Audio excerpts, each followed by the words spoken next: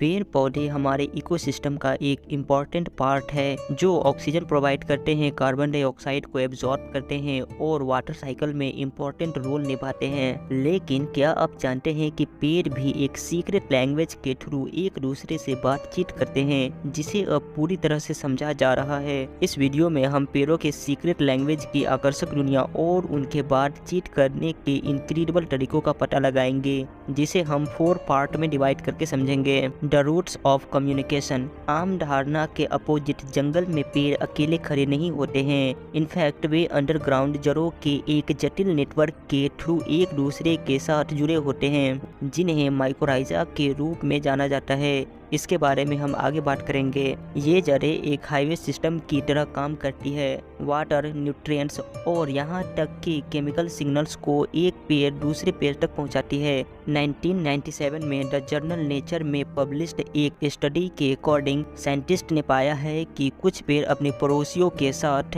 Nutrients यानी पोषक तत्व भी शेयर करते हैं, खासकर जरूरत के समय। फॉर एग्जाम्पल, यदि एक पेड़ पर कीटों का हमला होता है तो यह अदर पेड़ों को केमिकल सिग्नल्स भेजता है, उसे हमले के लिए तैयार होने की वार्निंग देता है। इसके रिस्पॉन्स में पड़ोसी पेड़ कीटों को दूर करने के लिए डिफेंसिव केमिकल्स के प्रोडक्शन को बढ़ा देता है। The language of smell. जब हम कम्युनिकेशन के बारे में सोचते हैं तो हम अक्सर शब्द या साउंड के बारे में सोचते हैं, लेकिन पेड़ों के लिए कम्युनिकेशन का सबसे अच्छा जरिया स्मेल है। पेड़ VOC यानी वोलेटाइल ऑर्गेनिक कंपाउंड्स को छोड़ता है, जो एक प्रकार के परफ्यूम की तरह होते हैं, जिसे अदर ट्री स्मेल कर सकते हैं।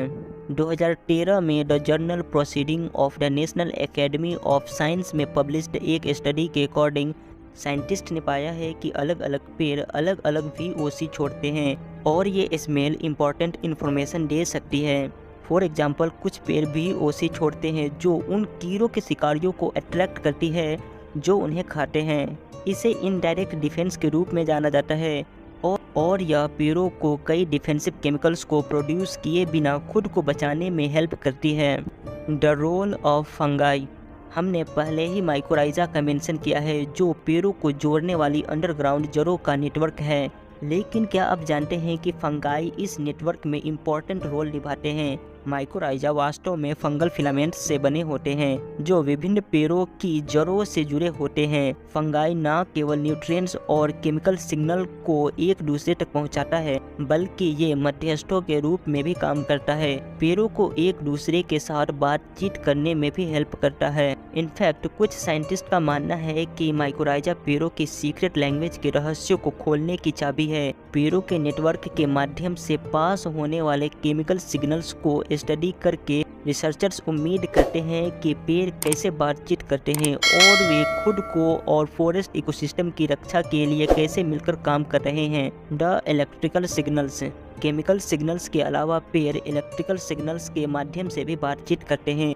जब कोई पेड़ डैमेज होता है तो वह अपने तने और शाखाओं के माध्यम से इलेक्ट्रिकल सिग्नल्स भेजता है, जिसे आसपास के पेड़ पहचान सकते हैं। यह इलेक्ट्रिकल कम्युनिकेशन खतरे से अदर पेड़ों को चेतावनी देता है और उनकी रक्षा करने में मदद करता है। 2012 में जर्नल PLOS 1 में पब्लिश्ड एक स्टडी में पाया गया कि पेड़ इलेक्ट्रिकल सिग्नल के माध्यम से बातचीत कर सकते हैं। स्टडी से पता चलता है कि जब एक पेड़ डैमेज होता है तो वह अपने तने यानी ट्रंक के माध्यम से इलेक्ट्रिकल सिग्नल भेजता है, जिसे पड़ोसी पेड़ पता लगाने में कैपेबल होते हैं और वे ऐसे केमिकल्स का ज़्यादा उत्पादन करते हैं जो उन्हें शिकारियों से बचाने में हेल्प करती है।